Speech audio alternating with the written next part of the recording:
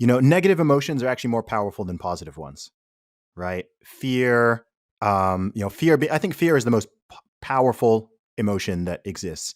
I mean, we know even from psychological studies that people are more afraid of losing things than they are of gaining things. It's more painful. You feel more sadness from losing $100 than you feel happiness from finding $100 on the street, right? If $100 dropped out of your pocket and you lost it, that creates more sadness and anxiety than the joy you'd get long term from, I don't know, picking up $100 on the street. And that goes with everything: the fear of loss, the fear of safe anything to do with your own personal safety. We're, as human beings, we're just naturally drawn to negative emotions. And talking about the media knows that, right? The media has always known that. Politicians know that. The media knows that. Even marketers know that, right? Anyone who has studied sales and studied marketing, like I'm not a fan, and I'm not a proponent. I sell a lot of things, but I'm not a fan of fear-based marketing. But we all know, people who have studied it know that it's better to talk about it's better to frame things in the frame of fear and loss than it is in terms of gain and benefit and positivity. And so it's good for people to just be aware that you're always being manipulated, right? If you're watching the news, if you're reading a newspaper, even if you're watching advertising, if you're reading sales copy, whatever it is, you are always being manipulated. Now, manipulation doesn't always mean that it's against you or that nothing is for your benefit, right? If you are making a pitch for your YouTube channel or your product, or you create something, you write a book and you want to sell it, of course you want to have sales copy that's going to hit the right buttons and the right triggers that makes people go, you know what, I want to buy that book. So it's not that when I say manipulation, I don't always mean that it's like nefarious and that they're trying to sort of undermine you and get at you or whatever, but sometimes they are. Right. So especially if you're watching news, you want to always just keep in mind that they're always, what do they say? If it bleeds, it leads, right? That's a commonly known phrase in mainstream media. If it bleeds, it leads. So that's why you don't see a lot of super positive headlines. It's why, even if you're on the internet, you see the headlines framed in a certain way that creates anger. It creates outrage. It creates fear. It creates suspicion. Whatever it is, they always want to hit on those negative emotions because that is just psychologically what gets people to click. And no one is immune to that.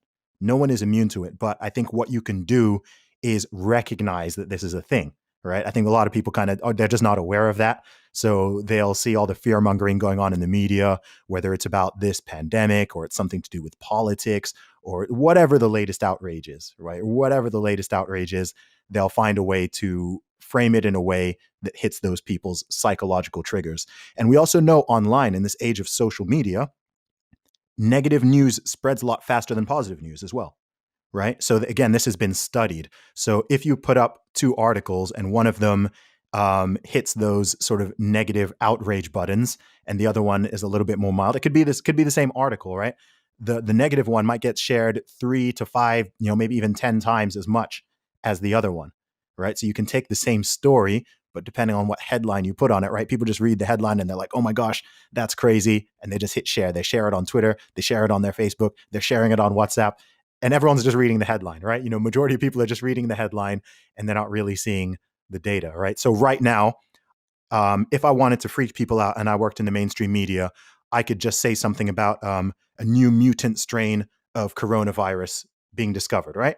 And Yep, yep. right, or I could frame, or I could just put a number X number of people died today from new mutant strain of, all right, and that'll freak people out because people are already on edge now, right? They've been framed up to be on edge for the whole past year. So now anything that hits those triggers, like we've reached the stage where people don't even want the good news, right? If you tell people if you tell people about what the survival rate of coronavirus is, they get angry at you, right? They get upset because they want the doom, they want the gloom, they want the negativity. They want to talk about cases, they want to talk about deaths, they want to talk about hospitalizations. They don't want to talk about survival rate.